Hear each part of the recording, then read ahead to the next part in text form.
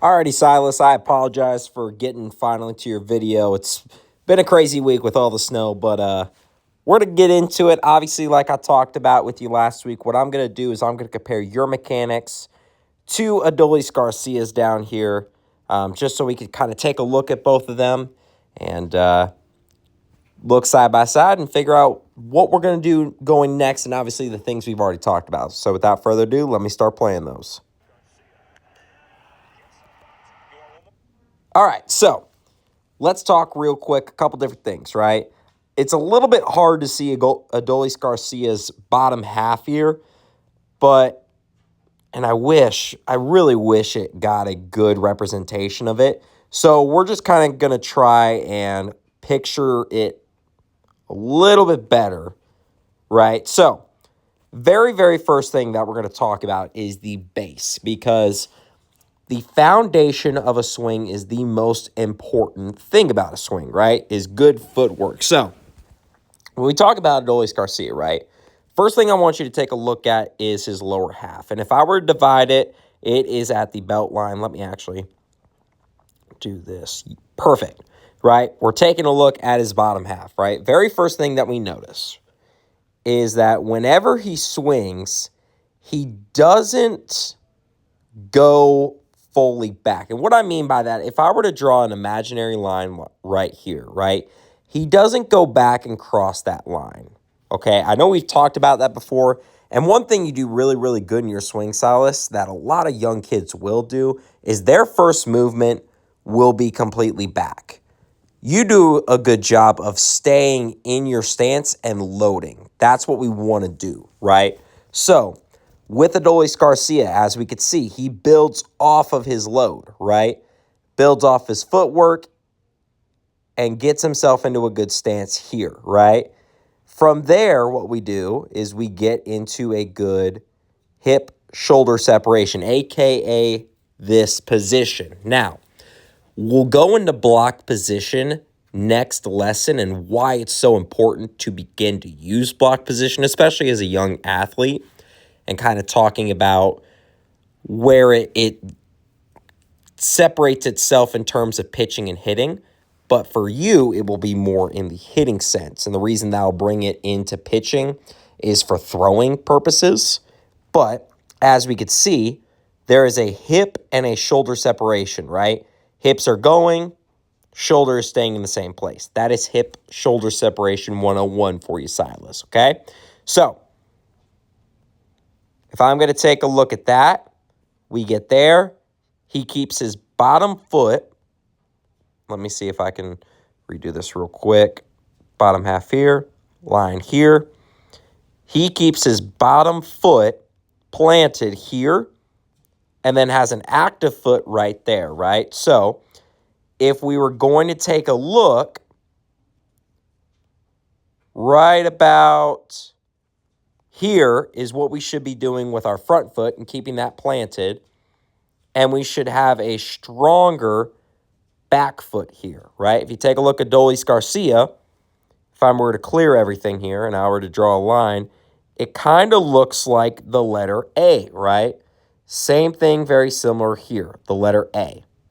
But if we had the footwork of Adolis Garcia on the bottom half, you would be able to see that it's really a little bit wider, more so. Let me see if I could draw a really good line, kind of like this.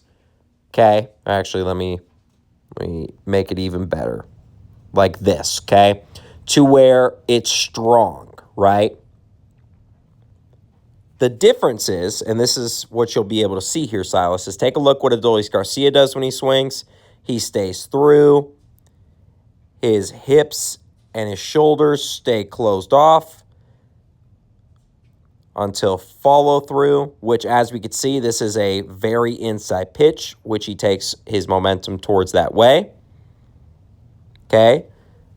But as we could see with ours, we could tell that we are not strong on our feet here, on our anchor points, because take a look what happens. We lift up and we tornado out, right? We tornado out that way, okay? So the big thing that we'll want to continue to work on, Silas, in our lessons is to really work on our footwork, because I think we have a really good base, but what it's going to take is to work on that, okay? So that's the first thing. So now that we've talked about the lower half, I want to start talking about the upper half here, right? So first things first that we kind of corrected from last time was starting in this curled position, right? If we think about it like a twist-off Coke bottle, okay? Or corkscrew, as I like to also call it, right? If we start here, in order to get ourselves to where we are compensated on both sides, what I have to do is really open up on this side too, right? If I close myself off over here, I have to really open myself on the back side like this, right? So on the front side, I'm very closed off, wrapped around, and like a tetherball pole, if I were to hit that ball when it's closed like this, it has to unwound on the other side, right? The other part, and this is where these two connect, the reason that this is flying is because of this, right?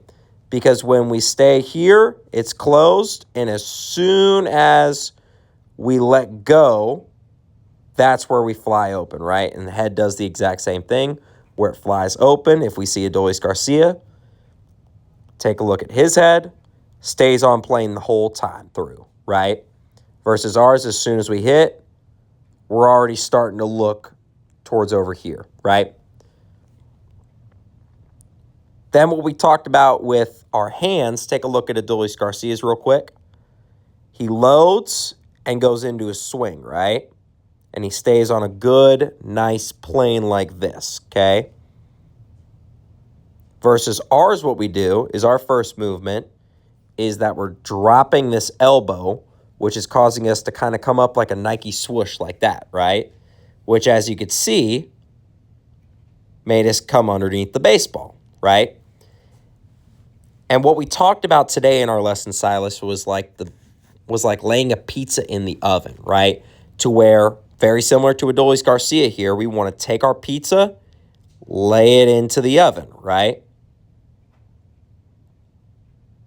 To where we get a nice, good bat path, right? So where we could put elevation on the baseball. Outside of that, Silas, those are the next couple things that we're going to work on. Those are our three main foundation pieces that we'll work on. We will work on, obviously, our lower half, upper half, and then overall our swing. Other than that, Silas, keep doing good. We're on the right track. We'll continue to work on catching and fielding next time as well.